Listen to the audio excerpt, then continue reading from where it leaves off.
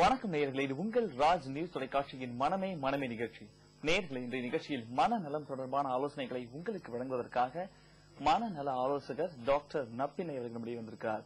மனநலம் தொடர்பான உங்களது கேள்விகளையும் சந்தேகங்களையும் அவரிடம் கேட்டு ஆலோசனைகளை பெற்றுக் கொள்ளுங்கள். வணக்கம் டாக்டர். ஓகே, இப்ப குழந்தைகள் அப்படிங்கிறது வந்து ஒவ்வொரு வீட்டுக்கும் ரொம்ப இம்பார்ட்டன்ட், ரொம்ப முக்கியமானதா வந்து இப்ப கருதப்படுறாங்க. அதுவும் இப்ப இருக்கக்கூடிய காலகட்டத்துல வந்துட்டு ஒவ்வொரு வீட்டுக்கும் ஒரு குழந்தைகள் அப்படின்னு ஒரு குழந்தை அப்படின்னே சொல்லிட்டு நிறுத்திக்கிறாங்க. அதுவும் பேரண்ட்ஸ் வந்து வேலைக்கு வந்து போறதுனால அந்த ஒரு குழந்தையை கூட சரியான முறையில வந்து வளர்க்க முடியாமல் வந்து கஷ்டப்பட்டு இருக்காங்க. அப்பவும் வீட்டுல இருக்கும்போது அந்த 3 இயர்ஸே வந்துட்டு நம்ம ஒரு 1 இயர் ஆனோடனே கிரீஸ்ல கொண்டு போய் விடலாமா, இல்ல வீட்டுல வேற யாராவது வந்து வேலைக்கு வந்து ஆள் வந்து அமர்த்தலாமா, இல்ல நெருங்கிய உறவினர்கள் வந்து யாராவது வந்து பார்த்துக்கொள்ள அனுமதிக்கலாமா அப்படிங்கிற மாதிரி எண்ணம் வந்து அவங்களுக்கு இருக்கு. இப்ப அது மாதிரி இருக்கக்கூடிய பேரண்ட்ஸ் வந்து வேலைக்கு போறாங்க அப்படின்னா குழந்தைக்கு வேற என்ன மாதிரி வகையில வந்து நேரம் வந்து ஒதுக்க முடியும்? இப்போ குழந்தையோட அவங்க செலவிடுற நேரம் எவ்வளவு நேரம்ங்கிறது முக்கியம் இல்ல. 2 மணி நேரம் ஸ்பெண்ட் பண்றோமா, 6 மணி நேரம் ஸ்பெண்ட் பண்றோமான்னு. ஏன்னா எல்லாரும் இன்னைக்கு ஒரு ப்ரொஃபஷனலா இருக்காங்க, வேலைக்கு போயிட்டு இருக்காங்க, திரும்பி வந்து வீட்டு வேலையும் கவனிக்கணுங்கிற நேரத்துல ஸ்பெண்ட் பண்ற குறைவான நேரம் இருந்தாலும் அதை குவாலிட்டியா அந்த சைல்டோட ஸ்பெண்ட் பண்ணணும். இப்ப அந்த குழந்தைய வரைய சொல்லி கொடுத்தோம்னா நோட்டும் பென்சிலையும் கொடுத்துட்டு நீ வரைஞ்சு விட்டுன்னு கிச்சனுக்குள்ள போக கூடாது. வரையும் போது பக்கத்துல உட்காந்து ஆப்பிளுக்கு என்ன கலர் அடிக்கிற, ரெட் கலர் அடிக்கிற, அப்ப அந்த குழந்தைக்கு அறிவையும் நாம ஊட்டுறோம், அந்த குழந்தையோட ஸ்பெண்ட் பண்றோம், அரவணைப்பையும் கொடுக்கிறோம், அட் த சேம் டைம் அறிவையும் ஊட்டுறோம். எல்லாத்தோட முக்கியமா குழந்தையாகவே மாறி விளையாட வேண்டும். அது வந்து ரொம்ப பேரண்ட்ஸ்க்கு வந்துட்டு ரொம்ப கஷ்டமான ஒரு விஷயமா இருக்கு. ஏன்னா அவங்களும் அந்த ஸ்டேஜ் வந்து தாண்டி வந்திருப்பாங்க. அவங்களும் அவங்களுடைய பேரண்ட்ஸ் கிட்ட வந்து எதிர்பார்த்திருப்பாங்க இப்படி எல்லாம் இருக்கணும் அப்படின்னு சொல்லிட்டு. ஒரு 30-40 வயது வந்து ஒரு இருக்கக்கூடிய ஒரு நபர் வந்துட்டு திருப்பி அந்த குழந்தை மாதிரியே வந்து பேசும்போது நம்ம சுத்தி இருக்கவங்க வந்து என்ன சொல்லுவாங்களோ, நம்மள வந்து திருப்பி என்ன இன்னும் உனக்கு குழந்தை மனசு வந்துட்டு இருக்கா அப்படிங்கிற மாதிரி வந்து கேட்டு இருப்பாங்க. இப்ப அது மாதிரி இருக்கக்கூடியவங்க கொஞ்சம் கூச்சப்படக்கூடிய பேரண்ட்ஸ் இருக்காங்க. பண்ணணும்னு ஆசை இருந்தாலும் கொஞ்சம் கூச்சப்படுவாங்க. அவங்களும் என்ன பண்ணலாம்? இல்ல, ஃபர்ஸ்ட் இது ஒரு ஸ்ட்ரெஸ் பஸ்டர் தான். நாமளே ஃபர்ஸ்ட் புரிஞ்சுக்க வேண்டியது என்னன்னா, 4 பேர் நம்மள கேலி பேசுவாங்க, நம்மள பார்த்து சிரிப்பாங்க, உனக்கு என்ன இன்னும் குழந்தைத்தனம் இருக்கான்னு கேட்பாங்கிறது எல்லாத்தையும் ஒதுக்கி வச்சிடணும். நான் குழந்தையாக மாறும் பொழுது எனக்கு வேலை இடத்துல ஏற்பட்டக்கூடிய இல்ல என்வாயன்மெண்டல் ஸ்ட்ரெஸ்ல இருந்து நான் ஃபர்ஸ்ட் விடுபடுறேன். குழந்தைய கேட்டீங்கன்னா ஸ்ட்ரெஸ் கிடையாது, உங்களுக்கும் எனக்கும் இருக்கிற ஸ்ட்ரெஸ் அந்த குழந்தைக்கு இல்ல. சோ நாமளும் குழந்தையாக மாறும் போது ஃபர்ஸ்ட் அந்த ஸ்ட்ரெஸ்ல இருந்து வெளியில வரும். தன்னுடைய அந்த கூச்ச சுபாவத்தை விட்டுட்டு டெஃபினட்டா எல்லா பேரண்ட்டும் அந்த குழந்தை தன்மையை அரவணைச்சுக்கிட்டாங்கனாலே அவங்களும் ஸ்ட்ரெஸ் ஃப்ரீயா இருப்பாங்க, அந்த குழந்தையோட சகஜமா விளையாடுவாங்க. இதுல யாராவது ஒரு பேரண்ட் இருப்பாங்க, கட்டாயமா ஒருத்தர் கூச்ச சுபாவம் உள்ளவங்களா இருந்தா இன்னொருத்தர் குழந்தை தன்மையை ஏற்றுக்க கொள்ளக்கூடியவங்களா இருப்பாங்க. அவங்க விளையாடும் போது கட்டாயமா அந்த குழந்தைக்கு ஒரு அரவணைப்பும் கிடைக்கும், அம்மா அப்பா தன்னோட இருக்காங்கிற சந்தோஷமும் கிடைக்கும்.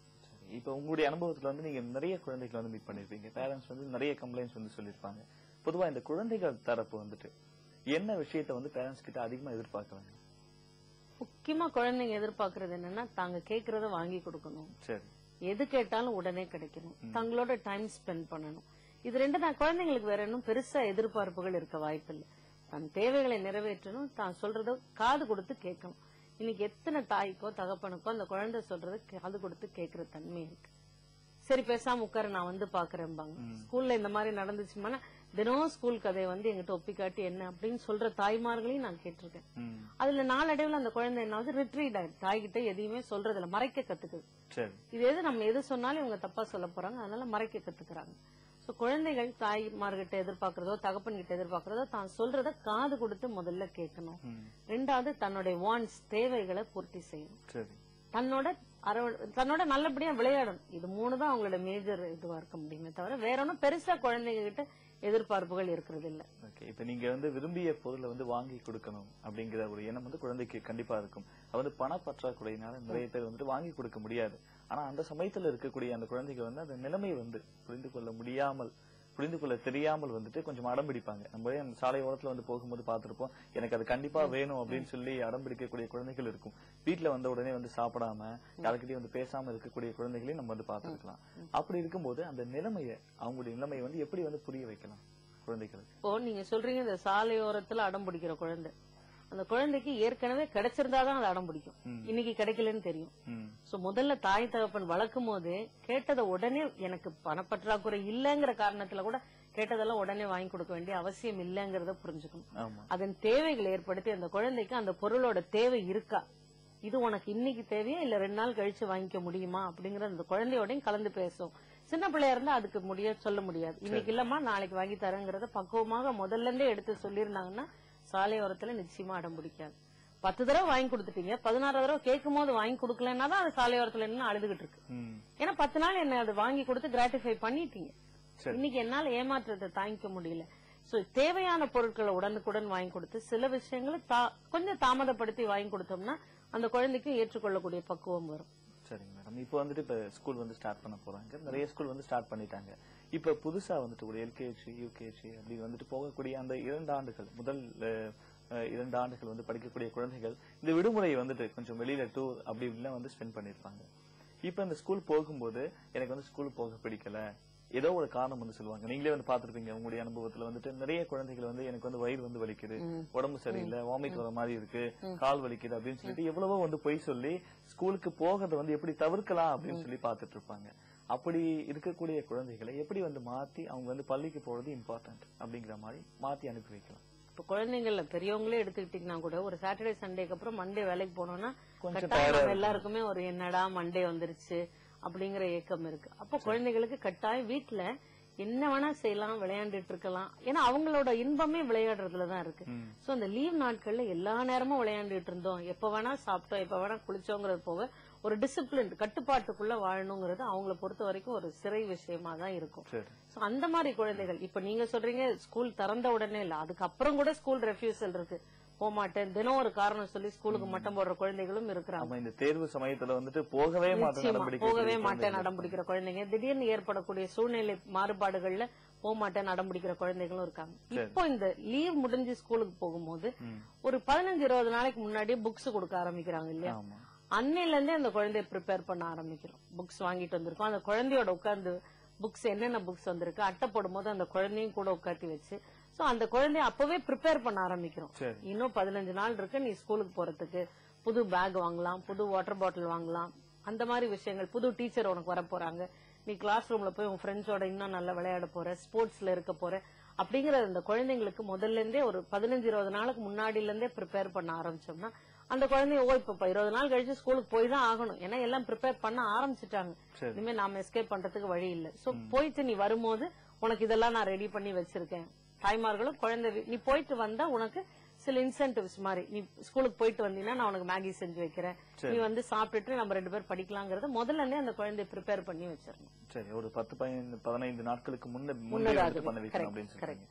ஓகே, இதுல வந்து கொஞ்சம் பெரிய குழந்தைகள் கூட ஒரு 8ஆம் வகுப்பு 9ஆம் வகுப்பு படிக்கக்கூடிய குழந்தைகள் கூட வந்துட்டு என்னுடைய ஃப்ரெண்ட்ஸ் வந்து வேற ஸ்கூல் வந்து போயிட்டாங்க, நானும் வந்து அந்த ஸ்கூல் வந்து போகணும், இந்த ஸ்கூல் வந்து எனக்கு பிடிக்காம இருக்கு, நான் வந்து மதிப்பெண்கள் வந்து சில மாணவர்கள் வந்துட்டு கடந்த வருடம் வந்துட்டு கொஞ்சம் மதிப்பெண்கள் குறைவாக எடுத்திருந்தாலும் கூட நான் இந்த ஸ்கூல்ல வந்து படிக்க மாட்டேன், என்ன திருப்பி வந்து கிண்டல் பண்ணுவாங்க அப்படிங்கிற மாதிரி ஒரு எண்ணத்தோட இருக்காங்க. அவங்க வந்து என்ன பண்ணலாம்? இப்போ அவங்க மதிப்பெண் குறைவா வாங்கிட்டேன் நான் வேற பள்ளிக்கூடத்துக்கு போறேங்கிறத மாற்றி அமைக்கிறதுல எனக்கு உடன்பாடு கிடையாது. சோ இந்த பள்ளிக்கூடத்துல ஒண்ணு கேலி பண்ணுவாங்கிற பயம் இருந்தாலே அது ஒரு உந்துதலா மாறி படிக்க ஆரம்பிக்கலாம். சோ இப்படி ஒரு விஷயத்துக்கும் தாய் தகப்பன் ஈடு கொடுக்கல அந்த குழந்தை என்ன செய்யும், எதையுமே ஃபேஸ் பண்ணக்கூடிய கெப்பாசிட்டி இல்லாத ஒரு குழந்தைய, அந்த பக்குவம் இல்லாத குழந்தையா தான் வளரும். ஒரு பிரச்சனையை கண்டு ஓடி ஒளியுமே தவிர ஒரு எஸ்கேபிஸ்டா மாறும்.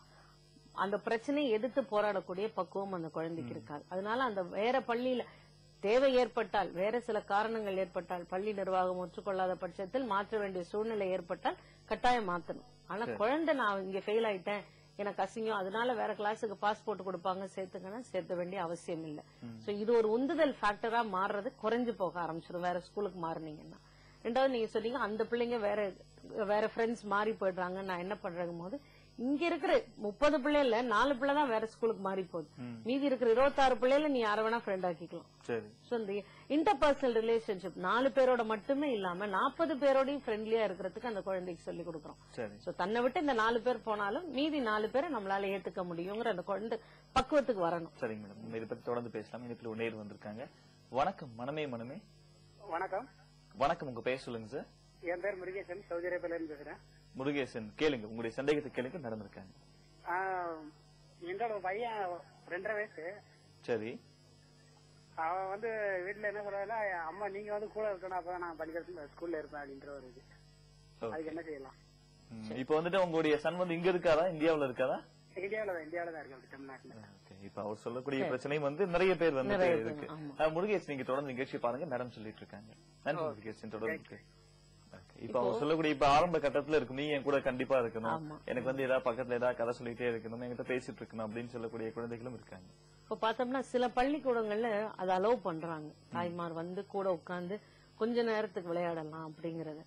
என்ன பொறுத்த வரைக்கும் நான் என்ன சொல்றேன்னா, போன கொஞ்ச நாள் முதல் ஒரு வாரம் அந்த தாய் அந்த குழந்தையோட கண்ணுக்கு எதிரிலேயே இருக்கணும். சரி. நான் இங்கதான் இருக்கிறேன், கவலைப்படாது விட்டுட்டு. அப்படி சில அம்மா என்ன பண்ணுவாங்க, நான் இதோ பின்னாடியே வரேன், நீ உள்ள போன்னு ஏமாத்தி விட்டுட்டு போவாங்க. அப்ப அந்த குழந்தைக்கு தாயை நம்புற குணம் போயிடும். அது திரும்பி திரும்பி திரும்பி பாத்துக்கிட்டு இருக்கும். அப்புறம் அம்மா ஏமாத்திட்டு போயிட்டாங்கிற குணம் வரும். சோ உண்மையா பேச மாட்டாங்க அம்மாங்கிற எண்ணம் அந்த குழந்தை மனசுல மேலோங்க ஆரம்பிச்சிடும். அதை விட தாயோட கண் பார்வையில, நான் இந்த இடத்துல உட்கார்ந்துருக்கேன், நீ கிளாஸ் ரூம்ல இரு, நீ அங்க முடிச்சிட்டு இங்க வா, நான் இங்கே உட்கார்ந்துருக்கேன். கொஞ்ச நாளைக்கு அந்த தாய் அந்த குழந்தையோட கண் எதிரில பள்ளி நிர்வாகத்துக்கிட்டே சொல்லிட்டு இருக்கிறதுல தவறு கிடையாது. கொஞ்சம் கொஞ்சமா வீண் பண்ணணும். இப்ப எப்படி தாய்ப்பால கொஞ்சம் கொஞ்சமா நம்ம வீண் பண்றோமோ, இன்னும் கொஞ்சம் தள்ளி உட்கார ஆரம்பிக்கலாம். கண் எதிர்ப்புல இல்லாமல், நான் இந்த இடத்துல உட்கார்ந்துருக்கேன், புக்கு படிச்சுட்டு இருக்கேன், நீ முடிச்சிட்டு வான்னு சொல்லலாம். அதை உண்மையாகவே செய்யணும். நான் சொல்லிட்டு போய் எங்கேயாவது ஒளிஞ்சுக்கிறது கிடையாது. 2 வயசு குழந்தை அப்படின்னும் போது அவங்களுடைய பள்ளியுடைய டைம் வந்துட்டு ஒரு 2 மணி நேரம் 3 மணி நேரம். நிச்சயமா அந்த குழந்தைக்காக நான் இந்த இடத்துல உட்கார்ந்துருக்கேன், நீ விளையாண்டுட்டு வா, உன் ஃப்ரெண்ட்ஸோட விளையாண்டு வா, அம்மா இங்க உட்காந்து பேசிட்டு இருக்க மத்தவங்களோட அப்படின்னு சொல்லும் போது அந்த குழந்தைக்கு ஒரு நம்பகத்தன்மையும் வரும். ரெண்டாவது, தனக்கு மத்த ஃப்ரெண்ட்ஸோட தைரியமா ஃப்ரெண்ட்ஷிப் ஏற்படுத்திக்க கூடாது. ஏன்னா அம்மா இருக்காங்க, தனக்கு ஒரு ஆபத்துன்னா காப்பாத்துறதுக்கு அம்மா இருக்காங்கிற தைரியம் வரும்போது மத்த பிள்ளைங்களோட சகஜமா விளையாடவும் ஆரம்பிக்கும். மத்த பிள்ளைங்களோட விளையாட ஆரம்பிச்சாலே, நீ வேண்டாமா, நீ வீட்டுல இருன்னு அடுத்த நாள் சொல்லிடு. அந்த பக்குவத்துக்கு கொண்டு வரணும். கொஞ்ச நாள் தாய் அந்த குழந்தையோட கண் பார்வையில இருக்கிறது தப்பு கிடையாது. சரி. இப்ப வந்துட்டு நிறைய குழந்தைகள் வந்துட்டு இந்த வீட்டுல தெரியாம வந்துட்டு சில பொருட்களை வந்து மறைச்சு வைக்கிற பழக்கம் இருக்கும்.